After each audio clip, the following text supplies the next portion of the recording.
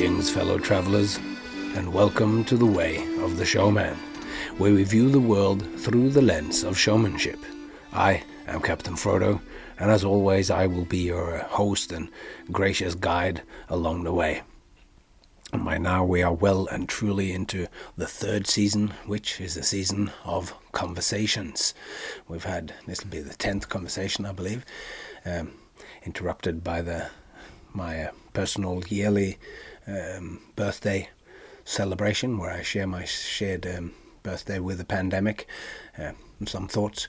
But today we are launching into a two-part conversation with Tom Greder, a very interesting and very knowledgeable and accomplished performer, director and creator of really distinct and extremely innovative performances, like his shows. He's got a show called Panorama Kino Theatre, where it's hard to sort of exactly say, but it's like the audience of the show sits inside a box that can actually pivot around, and they look out as if from a cinema screen. On the outside, he is directing the audience, which is made up of as in passers-by, and he creates a show for the people inside using audience members, random passers-by from the outside. I have not had the pleasure of seeing this, but from all that I've seen and all the reports that I've heard, it is an amazing experience. When I first met him in Australia, he was performing together with Trent Arkley-Smith in the clown duo Oscar and Strudel, and they still perform to this day, and they are just, I remember seeing it and being completely blown away, musical, and yeah, great clowning. Anyway, don't want to go through too much of his biography and all of his interesting shows, but I've already become very interested in talking to him, perhaps with helping me with some of my future ideas. So yeah, without much further ado, I'd like to pass over just to the conversation. But I just want to sort of point out this, that I don't know if I've sort of spoken it out loud so much on the podcast before, but that this isn't really the kind of podcast where we are talking biographically about what people do. So if you ever, you hear the people on my podcast, we don't go through their list of accomplishments, at least not on a sort of generally, that's not what we do. We just dive straight in and start talking about ideas. I believe ideas are kind of like spaces. It's like a place that you can visit, and each idea can be visited again and again with different people, and you see slightly different things. So with that said, let's jump into the world of ideas with Tom Greder.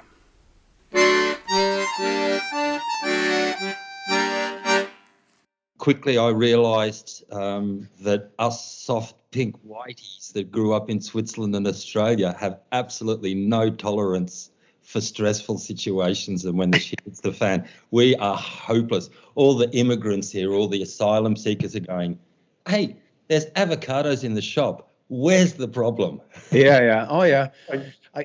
But it's I guess it's the thinking a little bit of the Princess of the Pea. It might be like first world problems. So they are much more equipped to do it, but it's still real for the princesses. We're like, oh no, but it's like there's a chance there mightn't be no toilet paper, and it blows us away. Yeah, I know. Look, I mean, I think it's like when I go on tour, you work, then you have a break, and that's when you get sick, because that's when you're sort of able to get sick. And everyone pushed, well, a lot of people pushed through the pandemic stuff, and it's only afterwards. I mean, it hit me pretty hard just afterwards. Oh, yeah. The wall started coming in afterwards, not during it, That's interesting. Yeah, I think it's you sort of, you gear up, you toughen up for it. And then, not that everyone, of course, made it through without, I mean, it was a really hard, challenging time for a lot of people. Yeah. But me, it hit afterwards. I just had to get to Australia. I got to Australia and just decompressed and gathered my thoughts. And I'm really glad I was able to make it away. So everything's good now again. Yeah, it's it was a tricky time for everybody. You really, I mean, it was for everybody, but for us, same as like people who deal with hospitality or whatever, but anyone who deals with groups of people, and we all got hit so hard. It was like a trial designed specifically for us, and also because of just the general kind of feeling that people have with art, that it's the first thing that can go and that it doesn't necessarily matter. It also meant that it took a while for things to come back online again for us, because people kind of went, oh, it's just the performers or whatever. And me realizing that although I feel like I am such a versatile performer, I do family shows and I do kids shows, and I do adult shows, but the thing which makes me who I am, and it really drove home the kind of philosophy or the kind of structural aspects of the way of the showman that I've been talking about this last season, of the showman and the audience as being actually one unit. I am not fully myself without them being there. And really that was driven home in that year and a half when there was practically not a single show.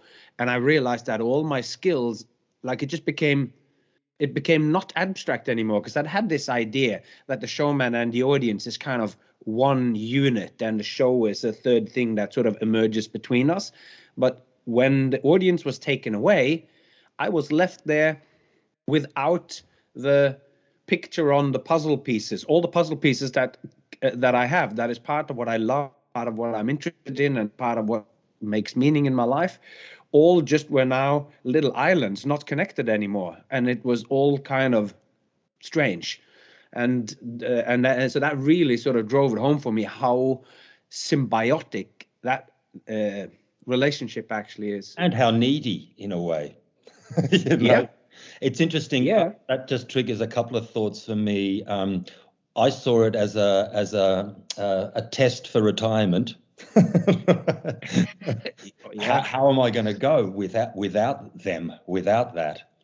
The other thing, a friend of mine dropped over and he said, how you doing? I said, I think I need to do some work, because if you take away all the distractions and all the folly of touring around the world in this world of fantasy on stage, who are you left with?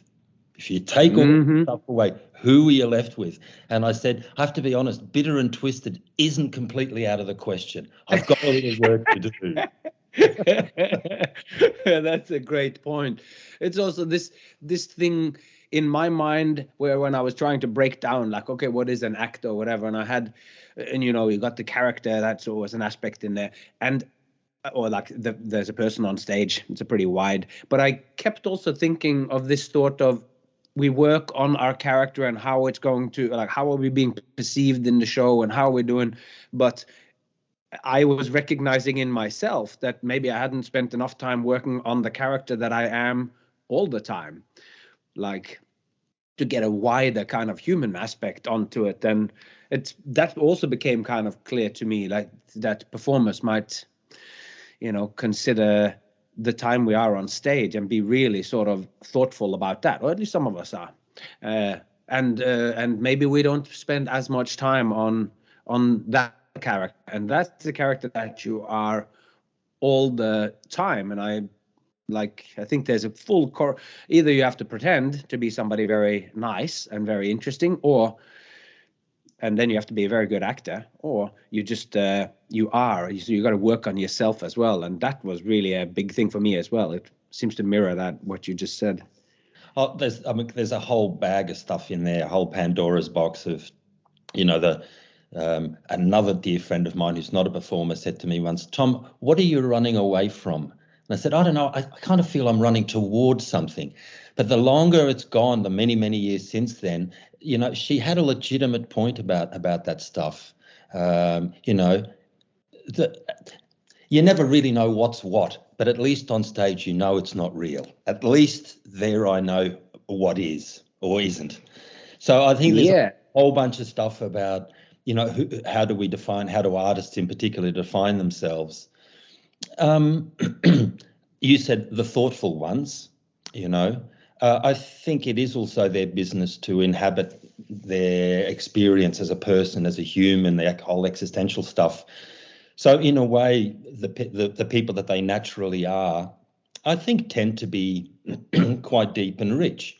Not that they're totally sorted out or anything like that, but I think generally speaking, we're quite aware of the feelings that we have inside. I mean, when you're developing a character, you have to recognize the little voices inside, and it's always the little voices that give you the biggest messages. It's not the dancing girls and the smoke and mirrors and stuff. It's the little keep tapping you that are easy to ignore, or those feelings you have and go, hang on, the last time I experienced this, I was just about to put my foot in it, so shut up. The longer you go, the more you recognize those little feelings. I think that the better you know yourself. But it's a challenge. It's a constant challenge. And I do miss the running away. I do miss being lost. My go-to comfort zone is being lost in a foreign country, in a foreign city, with a language I don't know, late at night, alone. It's just fine.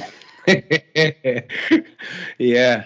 I mean, there's certainly something to be said for that direct sort of lostness in the real world, because if you're feeling lost as a person in your I often define those, like, because you have the show and then the man, and you have the show aspect, which is an intrinsic part of who I am, but there's also that human man aspect, as a man as in human. And if those two are mirroring each other, if you're sort of a bit lost as to what to do with your life, the concreteness of being in the world and that mirroring of the two. I think Dante's Inferno opens with this thing of going, where he says he awakes and he finds himself lost in the dark forest, and he has to make his way out of it or whatever. And that's what he sort of does in not Dante's Inferno, the Divine Comedy, but it's the opening kind of bit of that. In the middle of my life, I find myself lost in the dark wood or whatever. And I'm thinking, I'm like in my 40s now, just tipping past mid 40s. And I'm lost in that. And maybe that thing of being lost in the world out there in a language that you don't speak, that also mirrors in a way that existential feeling of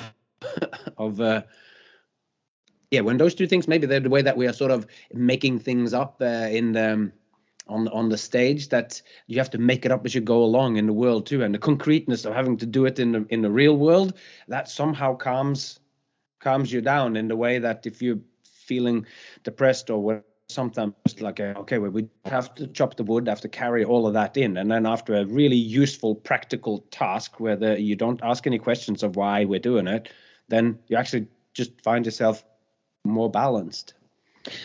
We're talking about person and character, Yeah. I think there are times when one does tend to take over. Obviously, in times of personal stress, the person that you are takes a priority. You've got to get through stuff. But there are other times, particularly when you're on tour, where I think the character takes over. And for some reason, that triggers for me this concept of passion versus ambition. They're close cousins. I try my best to be a passionate person. It's passion that leads me to make the decisions I make, both on stage and off. But during the pandemic, I felt I had to have an ambitious mindset. I had to find new types of opportunities. I couldn't just follow this unfolding path that I had been on for 30 some years. So I started becoming more ambitious. So setting goals and ignoring window shopping along the way, just going for that. And that doesn't agree with me. It just doesn't agree with me at all. I find that the list of things I have to do sort of comes off the page and turns into this dark cloud or weights around my neck.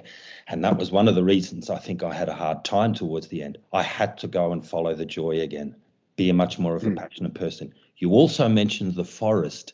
Was it Jeanette Winterson who wrote that passion isn't a path through the forest? It is the forest, or something through the dark. Beautiful quote about how passion doesn't guide you through the forest. It actually takes you to the deep, dark center of the forest.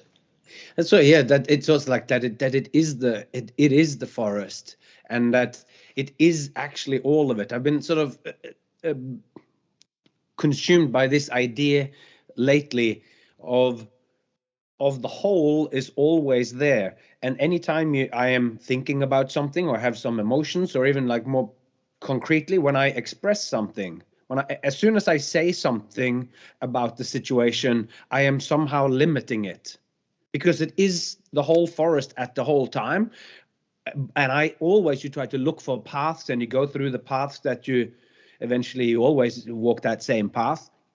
And then that means that there's all these aspects, all these things that you don't see, or don't think, or so whilst your desires or your passions, they are always all of the things at the same time, and it's a fully three-dimensional thing, or even four-dimensional with time as well. And that whenever we're going through anything or make any thoughts about it, it somehow limits it to just that one thing, which might be true. And I think this is part of this reason why there's like a plurality or multiplicity of truths about anything when we talk about what we do now. It's because people are coming at it from another point of view. So I'm going like, there's on some level, I think we agree, but we're coming at it from two different points of view, and both have limited. And all of a sudden, your roads might cross in that forest, and then you can, oh wow, you're doing this whole other thing inside the same kind of passion that we have. So I like that. About choices. You're talking a lot about choices. I mean, there's several things that triggers for me. One is that a choice for any one thing is a choice against millions of other options. That's the first thing. So you're losing more than you're gaining by making any choice.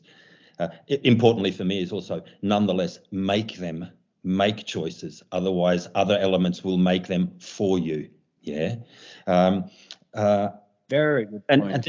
And I think that folds back on passion versus ambition.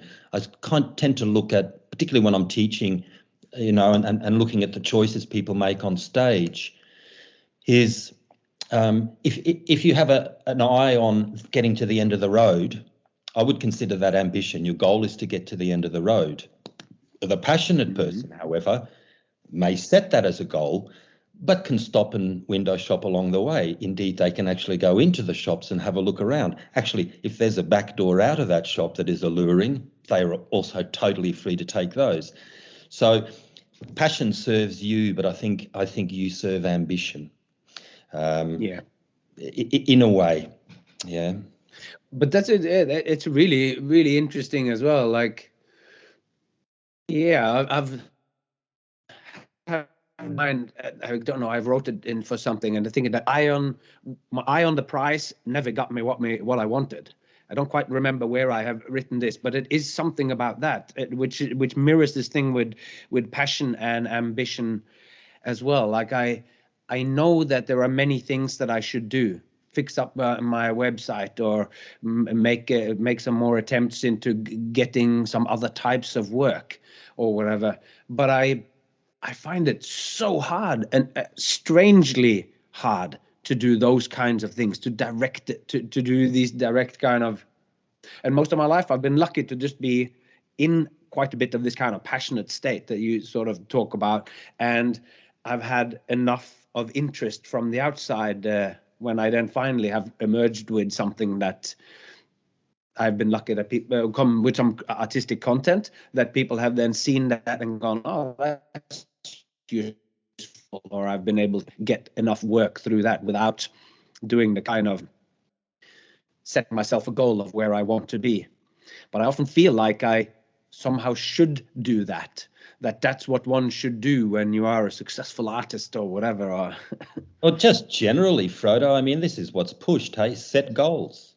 And I mean, they put it in the water. They put that stuff in the water, like got to set goals and forget everything else. Don't, I think of one of the definitions of clown is fully committed but easily distracted, which I think is a really good edict of how to get through life, Yeah, I guess the more Buddhist way would be hold on tight, let go lightly. But I think people just hold on tight. That's all they do, generally speaking. And we're encouraged to do that. I think it might be a little bit conspiratorial, but it's very convenient if people are scared and holding on damn tight. because they're not looking around. Because often you mentioned, referencing back to what you said, the answer is often behind you. Yeah. It's also that, I mean, didn't Angela de Castro in How to Be Stupid or whatever, she said that charisma is the pleasure of being there. And that's what, if you're always on your way somewhere else, you are, you're too busy with driving, to use a metaphor from your work or whatever, your previous work was like, then it's like you're on this train and you're just trying to pull people, get them into the carriages and go as far as you can, whilst you who have so much experience within clown, like that idea. And when I read that, I've not had the pleasure of working or going through her workshops or anything. I've just read that, but it rang so true. Sometimes somebody steps out onto that stage, and before they've even done anything, they are just there in the moment, and they're really seeing the audience, and they are happy in this place. That charisma comes from that. They come out and they're so happy that finally I'm here. Like, I've been hungry throughout this pandemic, and now I'm out there and you're there, and I hope I'm radiating this emotion of how happy I am to be here. That's the double-edged sword, though, of being on stage, isn't it? I can't remember. It could be Henry Skeps or somebody said that being a good performer is the shame of being in the moment and the pride of doing exactly that. Yeah. That's double-edged sword. Yeah, to me, I have it's that same thing. But to me, what then justifies it? Because that's like what I feel like is an easy, or is a early clowning 101 mistake, is that you go out and you're only happy to be there, and you go with every opportunity, and there is nothing actually happening. Because once you are on the stage, there's also this contract that the audience is kind of expecting you to do something or actually transport them somewhere. So whether that's improvised or whatever it is, but you do have to have, as I express, it's like you have to have something to show, something there that will leave them better off. And that's in the expectation that people have of shows. It's usually that you are offering them up more than what's kind of just in the moment. That's what captures them first, and they can capture but then the fact that you actually have either you have enough experience to sort of to pull in a completely improvised sort of setting, or you have some pre-prepared stuff, which I always think it's, should always have the pre-prepared stuff. Fall back on. And and if the clown gods give you something amazing and you manage to wrap that up as the show, then do that. But a lot of the time, the situations are less than ideal. You need to give them something first. So to me, it's that sort of balance. Is like, you got to be happy to be there, but then you also have to have something to share.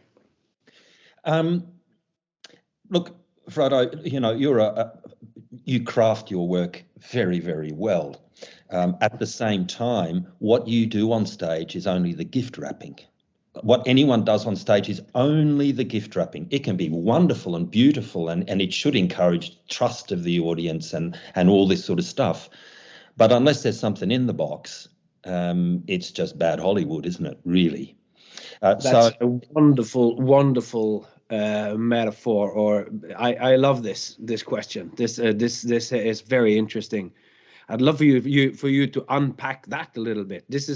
I have read it, you saying it, and it feels to me so deep, this thing of, you've put words on something which I haven't managed to put words on myself. The fact that I guess I always just express it as in, you come on stage and then you do something, but I always want the audience to have the feeling that there's something more going on underneath or alongside. I think that's at least in my style and the performers and performances that I love, it's exactly that something is done on stage, something is presented on stage, but it is not delivered to you on a silver spoon. It is not fed to you. It engages me because it's incomplete. There's a puzzle, there's a question, there's a riddle. I need to find myself in that. I need to make sense of it. It's not too abstract, So it's not bad free jazz that has no melody, not that there isn't good free jazz. So it has to have some human aspect, but not give it to me all on a plate. And I think that the great performers have material that is crafted, that holds its own. However, there's always this depth, this it's just a metaphor for something they want to deliver. What they actually, what's inside the gift is often very concealed. And I think the best performances are the ones where if there's an audience of 300, they're 300 different stories. Because the audience is more than half of the equation. What the story is lays in the audience, not in the performer. And I think particularly, this is a challenge because we like to be clear. We like to be understood. We like to make sure everyone's with us. And we have to learn the confidence to let go of that, to tell our story, to experience our story on stage and let them make sense of it, let them make their sense of it. And that does take courage. It's the ego will fight against that. We'll try to telegraph what you're doing, all of that sort of stuff. It comes back, we started this conversation talking about the character and the person. Particularly in the workshops that I do, I try to focus on 3 prime voices that I believe make things simple for performers to understand, and that is the voice of the person inside, the voice of the character inside, and the voice of the artist inside. Where the person is interested in control, predictability, knowing where they're going, having a plan, no risk, safe, as we are in everyday life. This goes back to primordial times and primitive times when, 5 people went down to the water hole at lunch and 3 came back. I might leave it a little while. It's sort of being safe, making clear choices. The character being the opposite of that, chaotic, give me the risk, give me the thrill, give me the rush. In other words, safety last. However, on stage, that's no good either. You get this indulgent sort of flow that's bad free jazz. And the artist's voice, who is responsible for taking the wonderful human impulses that the person has and then giving them over to the character to play with for just long enough. And then so this sort of moderator. They're the 3 things that I think are important on stage, and is trying to find a balance between those things of not letting the person hijack the show with their bad Hollywood directing and their interest in being safe and concealed and hidden and not revealed, and the character's problem with just bloody never knowing when to stop and forgetting all about the audience. It's that 3-way relationship. Yeah, that's very interesting. I love that. Also, like when you say bad free jazz, that's my shorthand for that is the artist who makes a painting, and it usually is then abstract, spontaneous kind of art. And once you're done with it and you can't quite tell what it is, then they call it Untitled 36. That to me is this thing of going, well, you not only have you, it's like if you're giving the audience nothing, you're just going, I just did this, or I made this, now you deal with it. That's like how I think of exactly that same kind of idea. I think it's you always have to have something to show. But anyway, this thing with dividing it up into the person and the character and the artist, this is very interesting. You have,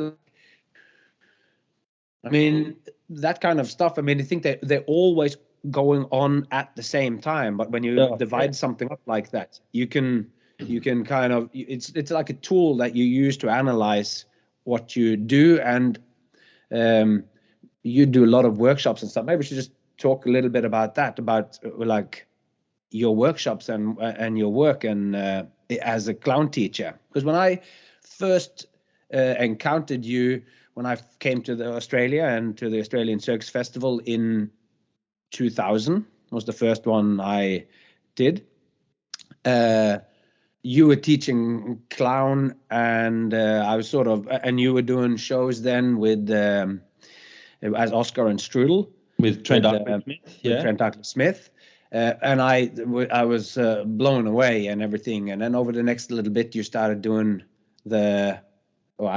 correct me if I'm wrong, but you started doing the All Aboard show, the train show, which was also very cute and so, to me, highly original, beautiful. And then now you're doing the Panopticon? No, what is it you call it? Panorama Kino Theatre. Yeah. Oh, sorry, I spoke over that. Say it one more time. Panorama Kino Theatre. Panorama Kino Theatre, yeah. So you've done so much amazing work, but I thought maybe we'd just talk a little bit about, because I love the fact that you're a teacher as well, and you were teaching back then, and that's now 23 years ago, and you weren't new to it then. So because you're speaking from a kind of clown sensibility, and what did you do training as a clown? Yeah, I did. I worked with Philip Gaulier when he was based out of London, and I also did numerous stages, including the aforementioned Angela de Castro, who came to Australia many years ago. I did that together with the Rock and Roll Circus and all the crew then, and numerous other workshops along the way. But a lot of this, it just resonated with me. And early on in my performing career, and after doing some training with Philip and Angela and a whole bunch of others, as the years have gone by, I realised that the whole clowning, language and is not just applicable to becoming let's call it a clown, but it's the fundamentals of a whole lot of wonderful performing. You don't have to be funny on stage to benefit from having studied clowning.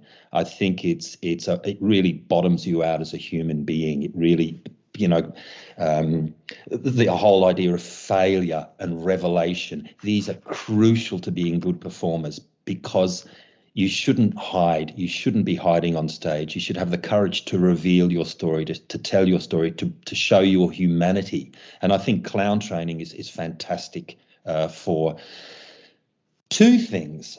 One, resynapsing, which is actually an anatomical, physical thing that happens. We all have tendencies. We all have synapses built into us that if situation B happens, this is my go-to reaction.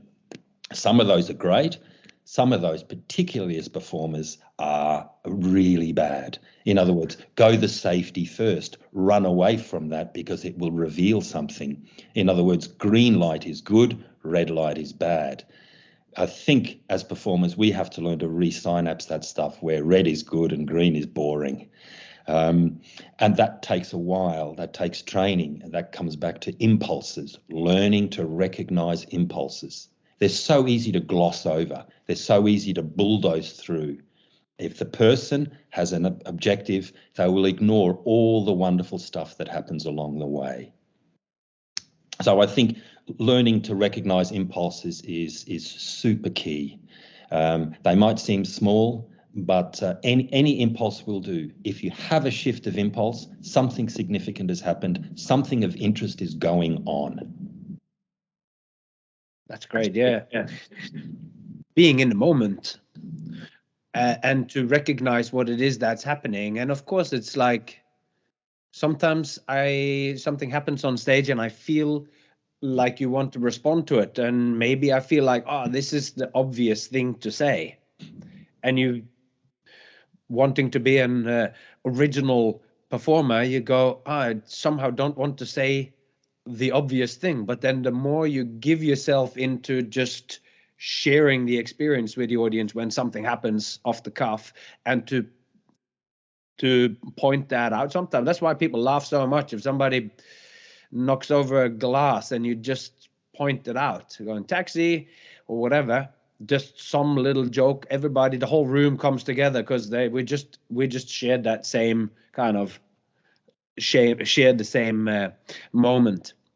But I was thinking of your idea there about clown being fundamental as a performer, and to me, I couldn't agree more. It is such a good clown is also the only kind of training that happens within the circus community or so that really deals with showmanship, or really deals with how to interact with an audience on a three-dimensional level.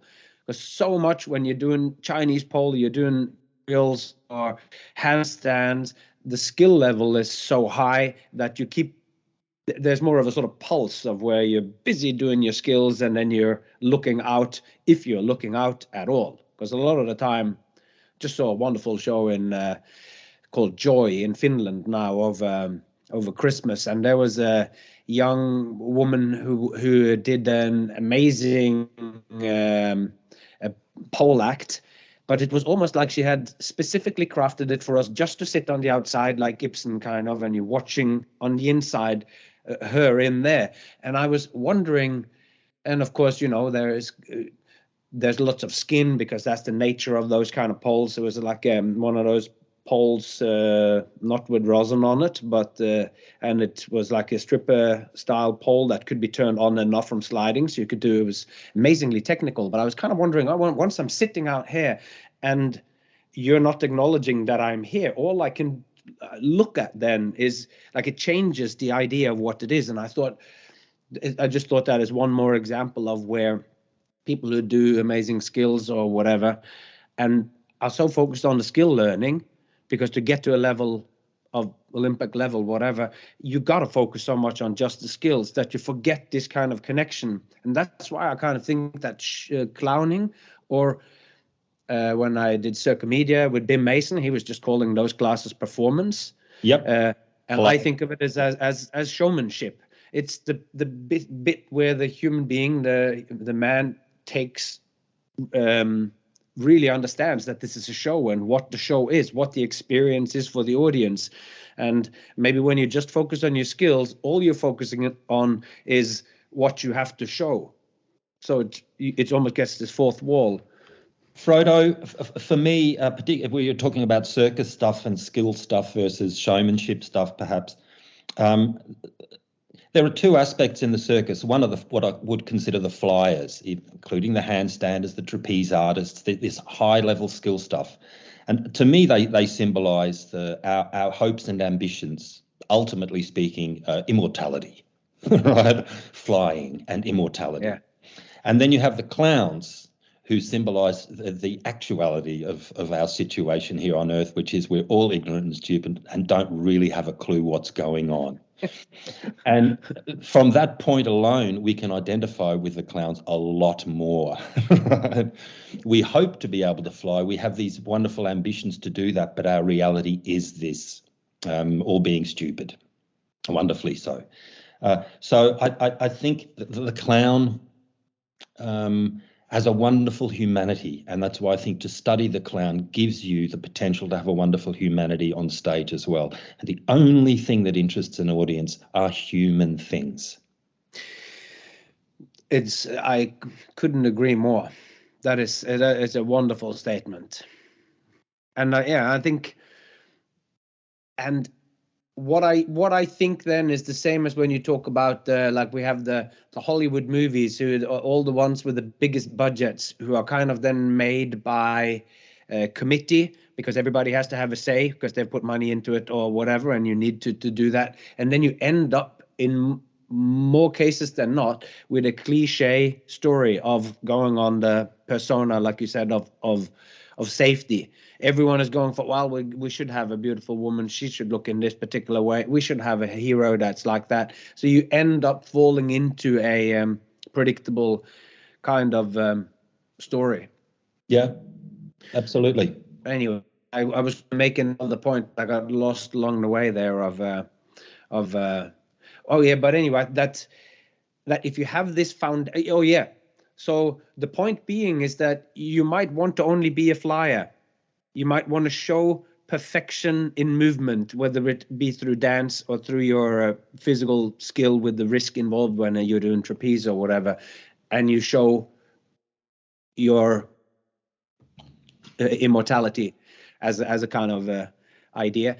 But you could still do that and have this human foundation beneath, because you might find other ways or deeper ways or unusual ways for that apparatus to express your immortality by having spent some time on the floor being truly human as well, and explore what that is. So I guess that's just a long-winded way of saying that this clowning or performance as a to acknowledge the situation of a show, and where you come in and know this artificiality of it, that's going to be useful throughout your career. So I often find that people come out from a circus school and the acts that they have made are difficult to make a living from. There's few people who just have made their amazing abstract beautiful circus act on some apparatus that needs 6 points of rigging and everything, and it comes out and then goes straight into a show and continues to do that. So much of what we do, at least to make ends meet and to make it work, it's like you end up doing some shows on the street, or you end up doing some gigs at a shopping center, or you end up doing events where you're just doing it off in the corner and you have to fight for your own attention. So if you just have your abstract act, then all you have is those 5 minutes of your act. But if you have this performance or clown training first, then you can expand into so much more. So I think it should be fundamental in circus schools. And to wrap all of this up then is that what I find in so much of contemporary circus now, like what Circa, and I come and think in Australia, what Circa is doing, and what Gravity and other myths, for instance, are doing.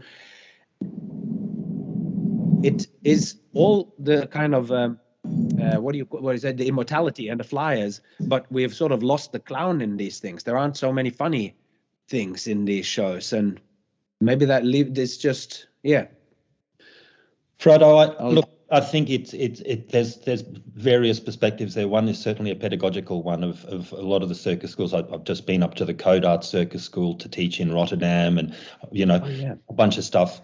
And it's fairly endemic to circus schools that they are predominantly, and it's a generalization, but fairly skills based. Yeah. Yep. Not least of all, a lot of circus schools around the world are maybe not quite so much anymore, but trying to get their students into opportunities like Cirque du Soleil and stuff. And Cirque du Soleil have a checklist: gymnastics, no clowning, no, what we want is flick flacks. Okay, so it's skills-based stuff. We'll do the costumes and we'll turn them into personages when we get hold of them. So I think there's a pedagogical aspect to it, or a curriculum thing. I totally agree that there should be more performance skills stuff rather than just technical. I asked the students, my first question up in Rotterdam was, how would you describe yourself very shortly? And most of them said, I'm a circus artist. And I replied, I walked around yesterday having a look. I see a lot of circus technicians. Where's the art? Let's dive into that. Because you've used the word artist. So where's the art? You're just showing off, aren't you? Really? I was quite provocational there. And that's how we entered this whole world of sharing human things, fallibility, failure, all of this sort of stuff. The other aspect about the whole skills versus performance skills, or technical skills versus performing and charisma and all these things. You mentioned it before, to get to Olympic standard, you've got to dedicate yourself to busting your ass to achieve those skills. And I think along the way, the distraction or the polar opposite, which is fallibility and the human stuff, I think it just gets swept away. You can't do both with the level and the standards. Okay, it's just enormous. I'm lucky. I headed off at the age of 21, traveling around the world. I ended up at the circus base in London, wanting to be a juggler, a technical juggler. Damn right. I walked in and the Germans were there, and 2 minutes later I went, well, there goes that idea. I've got no chance to compete with these guys. One, I'm not prepared to do that many hours. I don't have the mindset for it. And there's other things that interest me other than throwing plastic objects around in the air. I thank them very, very much for that harsh, brutal lesson. And so so I looked funny. at my options. I just looked at my options, and I'm so glad for it. I'm so glad that look, I still like to juggle on stage with the Oscar and Strudel show and stuff, but it is totally an excuse to deliver something else. I'm not trying to impress anyone.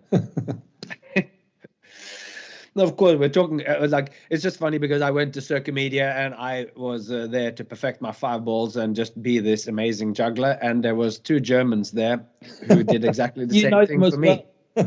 I know those guys too, and they were just working on their 7 clubs, and I was doing 5 balls, and I was like, okay, maybe I won't be the Olympic style juggler there. And they knocked me into what my strength was anyway. When I then did performance classes with Ben Mason and we were doing, I realized, okay, this is where I belong. I'll jump in there. Maybe this thing we're talking about, immortality and stuff like that, maybe as performers we have to ask ourselves that question, is that what we're after? And if so, we have to be very careful. In other words, am I becoming a juggler to try to achieve immortality? And that's a dangerous path to go down, because as much as being a good performer is about sharing and revealing stuff, I think that's really self-centered in a way. We all have these, either traumatic reasons for being performers, or, look at me, mum, or whatever it happens to be. But I think we have to learn to understand and I think we continually need to revise why we do what we do, why we are performers or showmen. Interesting. It's great. Coming back to the showman, you said before, I just got a little note here. I think charisma and the skills of a showman are about embracing anything that happens on stage. It's the confidence to deal with any feelings, especially negative ones. We sing in my workshops too, because it's a very naked kind of experience. And there's a lot to be learned from it. And I always say to the group that people like Ella Fitzgerald, Otis Redding, these things, I don't think they were comfortable necessarily on stage. I think they embraced the discomfort and they used that as a force. So I think super important is accepting any feelings that you might have on stage and not being fearful of embarrassment or shame or mistakes or anything like that. I think most of us know that's the first hurdle to get over, is stop trying to pretend and hide the human things that happen. Yeah. Just acknowledging what's actually going on. Sometimes that's so refreshing. It's probably always been the case, but maybe it is highlighted now as well, where the presentation of self through social media and we are always aware of our presentation of self, of course, and it probably has always been the case, but it feels like maybe it's come to a head now as with the situation that we're at, and to just see somebody out there and you have a goal in mind of what you're going to do. Like, okay, I'm in a while, I'm going to get on a unicycle, I'm going to juggle the fire. But that's not the key thing here. Or it is and it isn't. It's like the only reason why we're here are the skills in a way. But I kept saying when I was doing this work with Tom Flanagan and a bunch of these acrobat boys, making a new show for Brett Haylock, who made La Clique and La Soirée. And I kept saying to them, because they were like, oh, should we do this trick or should we do that trick? And I kept saying, well, got to remember that the skills are the filler. They're just a filler that we do so that we keep their attention or whatever. But what is it that we're actually doing? We're giving these manufacturing good times for these people. And there's something in there of that duality of, like, we do need skills, that we're going to get on a bike and juggle the fire, but along the way, that's actually what it's about. Like, so we all care when they finally juggle on the bike, or we finally care when Superman saves the world. We finally care at the end of the movie when the hero gets the reward. In other words, you're coming down to why and what does it mean A tall unicycle, and what does it mean? And this opens a whole bunch of stuff. Now, we know from research, not necessarily mine, that humans are programmed to figure out patterns. This goes back to, again, coming out of the cave and realizing that only 3 people came back from the water hole. So the pattern there is lunchtime, not good, right? So that's why I think this modern day fascination with things like Sudoku and these puzzles and all that sort of stuff. It's also the convenient for us comedians of how to tell a joke. 1 point is a point, 2 points makes a line. And with that line, with that pattern, people are able to predict what will come next. Of course, we give them an alternate reality and an alternate logic, which totally stuffs up their mind, and they laugh to release that tension. That's the fundamentals of a joke. So what does it mean on stage when you present your gift, or when you present the actual excuse that you're delivering on stage, fire, juggling, tall unicycle, whatever it happens to be? The audience is going to get super busy looking for information about where this could be going. So they're already starting to try to look into the future. You have, as a performer, you have to factor in that anything you do on stage is important information from them. Yeah. You mentioned about the falling glass. All you have to do is look at it, and you've acknowledged that this is something in my show. Yeah. Don't ignore it. It's up to you then, the skill of the artist and the director and the performers and everyone else, to have a general sense of what that information will bring to the audience. What fantasy will it wake up in the audience, from my perspective, and to guide them, not prescribe what they should feel, but sort of guide them that anything that happens on stage is actually very, very important for that matrix that they're creating. I always ask the people, particularly the ones I'm directing, but what does it mean? Well, I spent 10 years learning how to do it. Yeah, but it has no part in this show. Yeah, you've got to be brutal here. It's not in. It's just confusing the issue. Yeah, but it's, Frodo, when you put something in the show, what informs you? But that brutal decision of putting something in or leaving something out. Why do you put stuff in a show? And on that exciting cliffhanger, we cut this episode short, and you must wait, if you're listening to this as it's coming out, which I know several hundred of you are doing, immediately when it comes out, then you have to wait. And if you have come to this at a later date, then you will be able to just go straight to the next episode. And I'd just like to say a couple of things about that. And one of the, why am I dividing up these conversations and not just giving you guys the 4-hour long version of my conversations with Gareth about the ingredients of comedy? And some of the practical, boring stuff is that I have a certain upload limit as to how much I can put up on the subscription plan that I have with the podcast providers hosting me, which is, it's a practical thing or whatever. But the other thing is that with all the other stuff that's going on in my life, and trying to be present for my family and doing shows and coming up with new stuff, and excitingly at the moment I am writing. I'm 5 episodes into writing what will be the next season, where I deliver monologues, where I tell it as I see it. I'm going to talk about play, and I'm going to talk about showmanship, the very origins of it. And it's all very exciting to me. It's breaking new ground in my thinking as I'm fleshing it out, because writing something out is really a big part of my artistic process. So that's all exciting.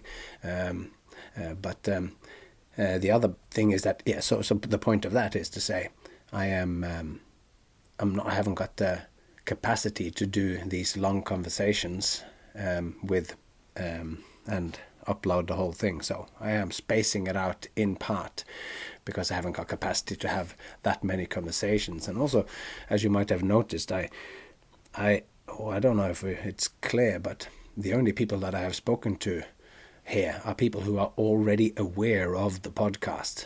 I haven't cold called anyone and said, hey, would you like to come on a podcast with me? So the people who come here are already aware of the kind of conversation that's going on here. And I am totally aware that it is very gender biased at the moment, and I am in the process of trying to rectify that. But because everything has been slightly I'm just responding to what has been offered to me, then there is a bias in that kind of response too, a little bit. So